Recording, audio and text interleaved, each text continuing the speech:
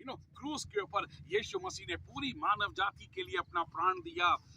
खुली कब्र पे दिखा देते हैं यीशु मसीह तीसरे दिन मुर्दों में से जी उठा। हमें सब पता है, हम सब बातों को एडमायर करते हैं, कांटों के ताज को एडमायर करते हैं, हाथों में कीले ठोकी हुई को एडमायर कर देते हैं, पर हम यीशु मसीह के पीछे नहीं चलते। सो एडमायर करना, हमारे पंजाब में बहुत सारे ऐसे हैं जो अपने आप को वर्शिपर्स कहते हैं, लेकिन जैसे ही प्रभु के वचन को सुनाने की बारी आती है वो अपना सारा इंस्ट्रूमेंट पैक वैक करके क्या है निकल जाते हैं। उनको लगता है उनको वचन सुनने की जरूरत नहीं है, आवश्यकता नहीं है। गीत लिख देंगे यीशु मसीह की प्रशंसा के लिए, पर यीशु के पीछे नहीं चलेंगे। यीशु मसीह के संदेश को हम बहुत आदर कर सकते हैं। उसका जो कुछ यीशु मसीह ने शिक्षाएं दी हैं, उस शिक्षा को लेकर हम बहुत एडमायर कर सकते हैं कि जैसा यीशु मसीह ने शिक्षा दी ऐसा कोई नहीं है। पर यीशु मसीह की शिक्षा को एडमायर करना और यीशु मसीह की शिक्षा के अनुसार चलना, दोनों में अंतर है। हमारे यंग लोग जो है ना, चर्च के, कलीसिया के, हमारे समाज के जो जवान लोग हैं ना, वो they are very much good admirer, but they are very few who really follow Jesus. यीशु मसीह को एडमायरर नहीं चाहिए, यीशु मसीह को अपनी फैन फॉलोइंग नहीं चाहिए। हमें बिग फैन ऑफ जीसस, है ना। कई बोलते हैं हम शाहरुख खान के बड़े फैन हैं, this and that, Katrina Kaif के, जैकलीन फर्नांडिस के। अब ये बोलोगे पास्टर को सब नाम पता है। हम यीशु मसीह को प्रशंसनीयों की, एडमायरर की, फैन फॉलोइंग की जरूरत नहीं है। कौन होते हैं एडमायर करने वाले? They can be a worshipper also. वो आराधना करने वाले, गीत गाने वाले हो सकते हैं। यीशु मसीह के प्रेम को लेके, यीशु मसीह के बलिदान को लेके, यीशु मसीह के क्रूस को लेके बहुत सारे गीत वो गा सकते हैं, प्रशंसा कर सकते हैं, पर यीशु के पीछे चलना इज समथिंग डिफरेंट। सुनिए ध्यान से, प्रभु के एक दास रहे हैं जिनका नाम था जॉन ऑटबर्ग। जॉन ऑटबर्ग, उन्होंने क्या बोला है? वो कहते हैं जो यीशु मसीह के प्रशंसा करने वाले होते हैं, they are very much impressed. Impress को हम क्या बोलेंगे? सॉरी, हाँ, थैंक यू सो मच। वो बहुत प्रभावित हैं। जो एडमायरर होते हैं, they are very much impressed. जो यीशु मसीह की प्रशंसा करने वाले होते हैं वो बड़े प्रभावित होते हैं।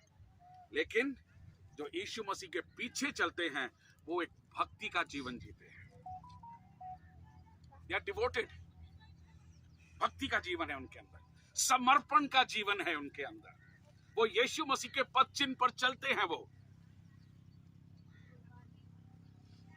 प्रशंसनीय क्या कर सकता है? यीशु मसीह के संदेश को सुन के खड़े होकर ताली तो बजा सकता है, पर अपने जीवन को कभी भी प्रभु के लिए समर्पित नहीं करेगा।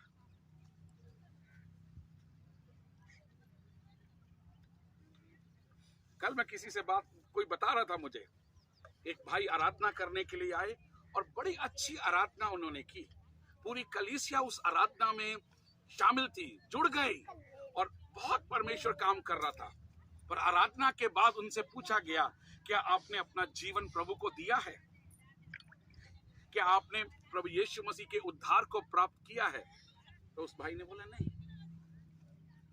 क्या परमेश्वर इस पृथ्वी के ऊपर प्रशंसा करने वालों को ढूंढ रहा है, एडमायरर्स को ढूंढ रहा है? नहीं। ध्यान से सुनिएगा, यीशु मसीह ने तकरीबन नए नियम में 21 बार, how many times? 21 times he said follow me। और अगर 21 बार ये शब्द नए नियम में यानी सुसमाचार में आया है, तो ये शब्द परमेश्वर के लिए और हमारे लिए कितना महत्वपूर्ण है। यीशु मसीह ने क्या बोला? यदि कोई मेरे पीछे आए तो क्या करे? अपने आप का इंकार करे और मेरे पीछे हो ले। If anyone comes after me, let him deny and follow me। यीशु मसीह ने नहीं बोला कोई आए या यदि कोई मेरे पीछे आना चाहता है तो मेरा एडमायरर बने। No। वो कहता मेरा पीछा करे, फॉलो मी। तो मैं चाहता हूं कि हम पढ़ें मत्ती उसका 4:19 में क्या लिखा है। Matthew chapter 4 verse number 19। और उनसे कहा जी। मेरे पीछे चले आओ, हाँ, तो मैं तुमको मनुष्यों के पकड़वाने वाला बनाऊंगा। यस, मेरे पीछे चले आओ, follow me, then I will make you a fisher of man. Yeshu Masih ने ये बोला है यदि कोई मेरे पीछे ना आए तो क्या बोला है, क्या वो मेरा चेला है या मेरा एडमायरर? चेला। यीशु मसीह को प्रशंसा सिर्फ उसकी दूर से खड़े होकर, सुनिए ध्यान से, कैसे होते हैं जो यीशु मसीह को एडमायर करते हैं। सुनिए ध्यान से, परमेश्वर के एक दास थे, वो ऐसा कहते हैं एडमायरर वो होता है, यानी यीशु मसीह की प्रशंसा करने वाला वो व्यक्ति होता है जब जिंदगी में सब अच्छा चल रहा होता है तो वो यीशु मसीह के साथ जुड़ा रहता है, पर जैसे ही जीवन में मुश्किल वक्त आता है यीशु मसीह के कारण, तो वो उसी समय यीशु मसीह का इनकार कर देता है, यीशु को छोड़ देता है। ये होते हैं एडमायरर। जब उनको लगता है कि यीशु मसीह की वजह से हमें बहुत कुछ इंसल्ट या बेइज्जती हमें सहनी पड़ेगी, वो उसी समय से यीशु मसीह से क्या हो जाते हैं, अलग हो जाते हैं। उनको यीशु मसीह से कोई लेना देना नहीं। लेकिन जो यीशु मसीह का अनुसरण करते हैं, जो यीशु मसीह को फॉलो करते हैं, वो अपना बलिदान के लिए भी तैयार है।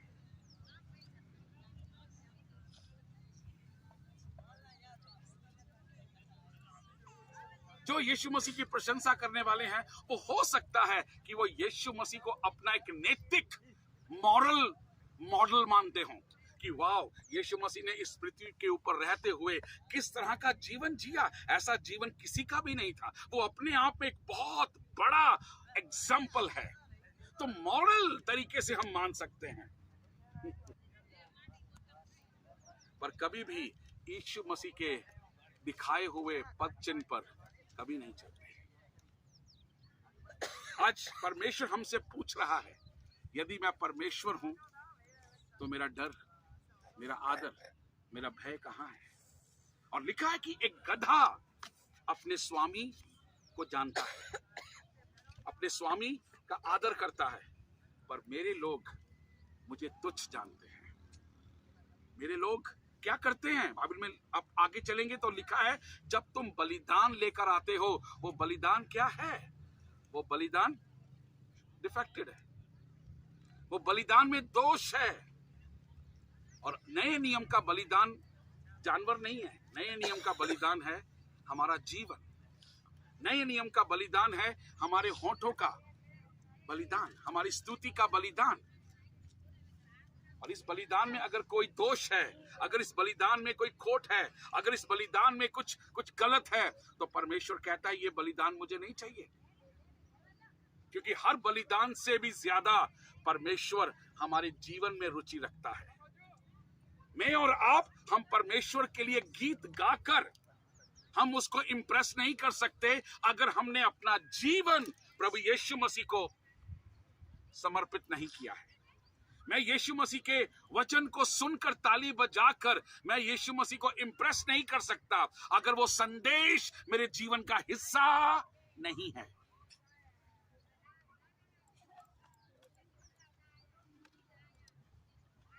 तो कैसा एक जीवन होता है जो यीशु मसीह के पीछे चलता है? जल्दी से हम जरा उसको देखेंगे। एक बार मत्ती उसके 19 अध्याय में एक व्यक्ति आके कहता है कि यीशु मसीह, परमेश्वर के राज्य में दाखिल होने के लिए मुझे क्या करना चाहिए?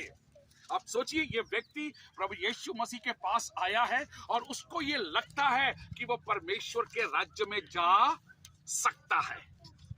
उसके अंदर प्रभु के राज्य में दाखिल होने की एक भूख है, उसके अंदर प्रभु के राज्य में दाखिल होने की एक इच्छा है। और इसीलिए वो यीशु मसीह के पास आता है और कहता है, यीशु मसीह, राज्य में दाखिल होने के लिए मैं क्या करूं? यीशु मसीह ने बोला, क्या आपने परमेश्वर की आज्ञाओं को नहीं सुना? चोरी नहीं करना, ये नहीं करना। और बोला, ये सब आज्ञाओं को मैं अपने बचपन से मानता आया हूं। I have been following all these commandments since my childhood. बचपन से मानता आया हूं। तो उसको लगा ही इज क्वालिफाइड, उसको लगा है वो परमेश्वर के राज्य में अब दाखिल हो सकता है। लेकिन क्या हुआ?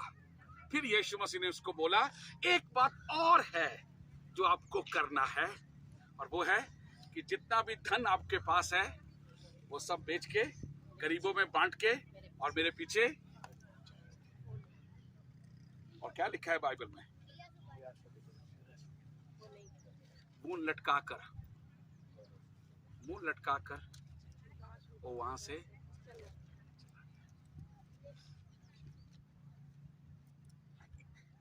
इतनी जिज्ञासा के साथ अगर वो इंसान भागता हुआ आया है, अगर वो सचमुच में परमेश्वर के राज्य की महत्वता को समझ चुका है, तो उसके लिए अपना धन उस राज्य के सामने छोड़ देना कोई बड़ी बात नहीं होनी चाहिए थी। पर क्यों जब उसको परमेश्वर का राज्य और धन में चुनने का वक्त आया, तो उसने क्यों अपने धन को चुन लिया? अपने बाइबल में एक दृष्टांत पढ़ा है कि जिस एक व्यक्ति को जमीन में छुपा हुआ धन पता चला कि ये इस जमीन के नीचे क्या है, छुपा हुआ धन है, और लोग उस जमीन को कोई वैल्यू नहीं दे रहे हैं। उसने क्या किया? उसके पास जितनी भी पूंजी थी वो सब बेच के उसने वो जमीन खरीद ली, और लोग उसको बेवकूफ कह रहे हैं। लोग बोल रहे हैं ये जमीन क्या है? ये जमीन बंजर है, ये जमीन बेकार है। लोग जमीन देख रहे हैं पर वो जमीन के नीचे धन देख रहा है। आज प्रभु यीशु मसीह जो है वो हमारा आत्मिक धन है। परमेश्वर का वचन एक सारस सोना है। राजस्थानी में क्या बोलते हैं? चोखा, प्योर गोल्ड है ये। क्या इस सोने के सामने हम अपने पृथ्वी के सोने को प्रभु के लिए बोलेंगे, प्रभु ये सोना नहीं, ये वाला सोना चाहिए? लेकिन उस व्यक्ति ने जब चुनने की बारी आई तो उसने पृथ्वी का धन चुन लिया और वो वहां से चला गया। सोचिए, राज्य में प्रवेश नहीं कर सका। उसको लगा राज्य में प्रवेश करने के लिए अगर मुझे ये छोड़ना पड़ेगा, ये तो मेरे लिए नहीं हो सकता है। उसने मूल्य किसको ज्यादा दिया? मेरे प्रियो, एडमायरर और अनुसरण करने वाले व्यक्ति की अगर आप पूछेंगे ना, तो जो अनुसरण करता है ना, वो आपको यीशु मसीह का मूल्य बताएगा, वो वचन का मूल्य बताएगा, वो आज्ञाओं के अनुसार चलने का मूल्य बताएगा। आइए थोड़ी देर के लिए हम जरा देखें कुलुस्सियों की किताब, उसका 3 अध्याय 1 से लेकर 11 वचन तक। और मैं चाहता हूं कि कोई भी एक अच्छी आवाज में इसको पढ़े। 11 वचन है, पर ये हमारा, इसके बाद हम बंद करेंगे, क्योंकि ये ही है, ये जितनी भी आयतें हम पढ़ेंगे ये एक्चुअल में उस व्यक्ति के लिए है जो यीशु मसीह का अनुसरण करता है, जो यीशु के पीछे चलता है। एडमायरर नहीं है वो सिर्फ एक प्रशंसनीय नहीं है, वो एक प्रशंसा करने वाला नहीं है, यीशु मसीह को ताली बजाकर खुश करने वाला नहीं है, बल्कि यीशु के पीछे। आप देखिए, मेरे पैरों के निशान है। रेगिस्तान में, अरब में एक गुरु और चेला, कैसे पता चलता था कि ये व्यक्ति एक किसी गुरु का चेला है? क्या होता था, चेला जब रेगिस्तान में चलते थे ना, वो अपने गुरु के साथ इतना जुड़ के चलता था कि जब वो चलता था ना गुरु, तो उसके पैर से जो रेत उड़ती थी, वो रेत उसके ऊपर आकर गिरती थी, और वो रेत से पता चलता था कि ये अपने गुरु के कितना साथ चल रहा है। आज यीशु का चिन्ह हमारे जीवन से कितना नजर आ रहा है? आज यीशु का जीवन हमारे जीवन से कितना नजर आ रहा है? आज यीशु मसीह की छवि हमारे जीवन से कितनी नजर आ रही है? सो पढ़िए, प्लीज पढ़िए जरा 3:1 से 11।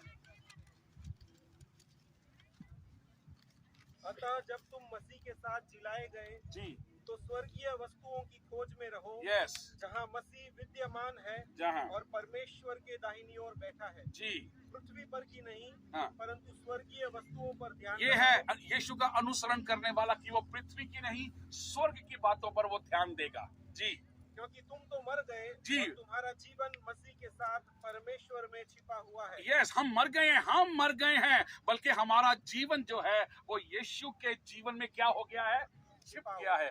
अब हम सब ने कपड़े पहने हुए हैं, राइट, पर हम सब एक दूसरे के कपड़े देख सकते हैं, अंदर का शरीर नहीं, पर कपड़े देख सकते हैं। ऐसे ही जब हम यीशु मसीह को पहन लेते हैं ना, तो लोग हमारे जीवन में किसको देखते हैं, यीशु मसीह को देखते हैं। आमेन। ओके देन, जब मसीह जो हमारा जीवन है, मसीह जो हमारा क्या है, मसीह जो हमारा क्रिसमस नहीं है, मसीह जो हमारा गुड फ्राइडे नहीं है, मसीह जो हमारा ओकेजन नहीं है, मसीह जो हमारा हाउस मीटिंग नहीं है, सिर्फ मसीह जो हमारा संडे सर्विस नहीं है, मसीह जो हमारा क्या है, ओ यस, जीवन है।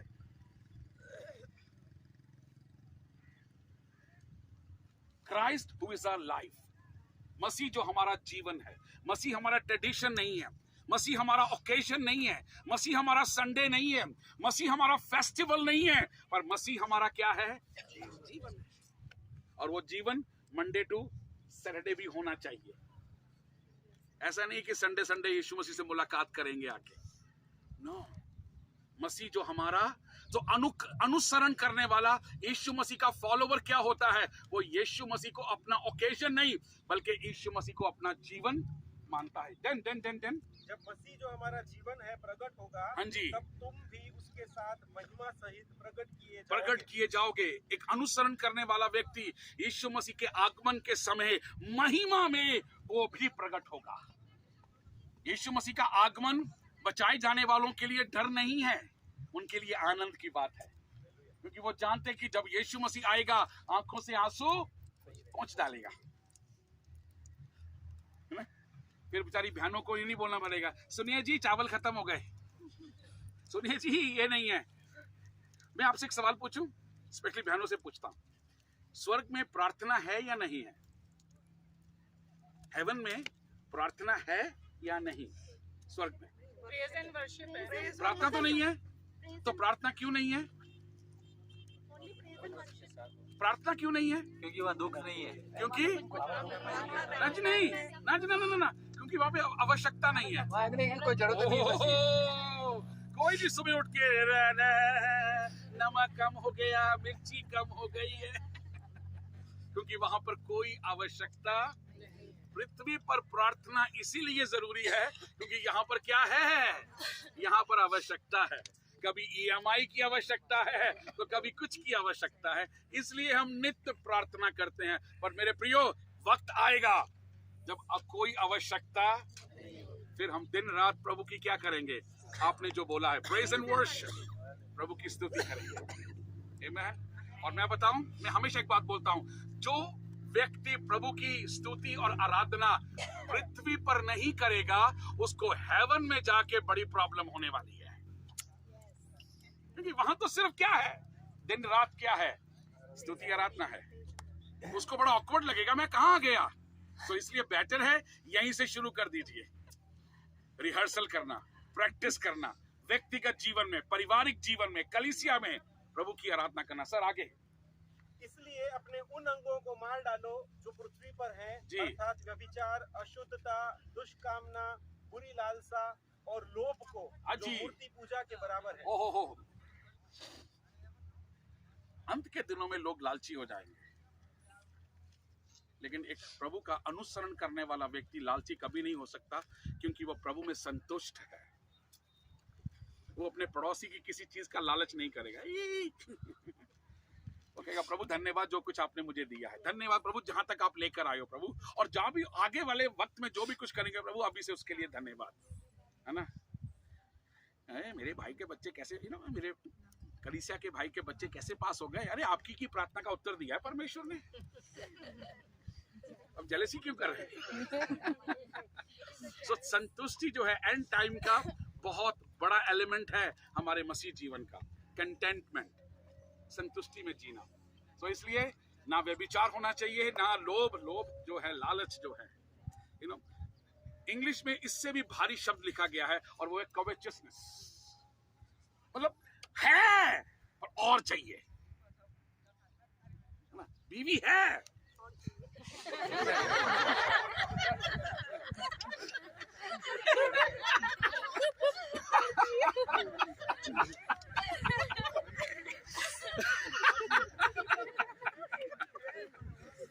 बच्चे बेचारे सोच रहे ये क्या हो रहा है, कोई बात नहीं है?